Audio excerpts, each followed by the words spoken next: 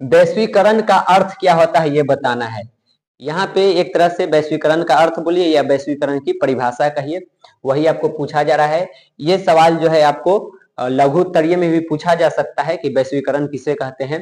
तो यहाँ पे ऑप्शन में दिया हुआ है विदेशी पूंजी एवं विनियोग पर रोक को हम लोग वैश्वीकरण कहते हैं, या व्यापार पूंजी तकनीक हस्तांतरण सूचना प्रवाह द्वारा देश की अर्थव्यवस्था का विश्व अर्थ के साथ जोड़ना समन्वय करने को हम लोग वैश्वीकरण कहते हैं, या सरकारीकरण की प्रक्रिया को बढ़ाना कहते हैं, या इनमें से कोई नहीं।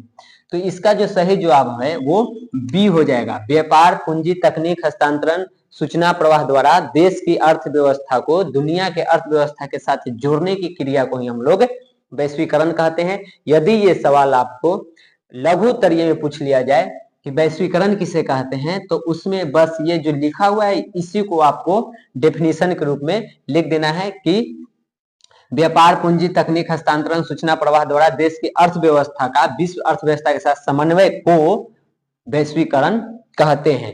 एक लाइन में और इसे अगर छोटा करके बोले तो इसको हम लोग ऐसे ही बोल सकते हैं कि देश की अर्थव्यवस्था का विश्व के अर्थव्यवस्था के साथ समन्वय करना वैश्वीकरण कहलाता है। तो इस चीज को भी ध्यान में रखिएगा। यहाँ पे ऐसे तो वस्तुनिष्ठ में पूछा गया है, लेकिन ये सवाल आपको सब्जेक्टिव में भी आ सकते हैं और खास करके लघु उत्तरीय में 2 अंक के पूछे जा सकते हैं।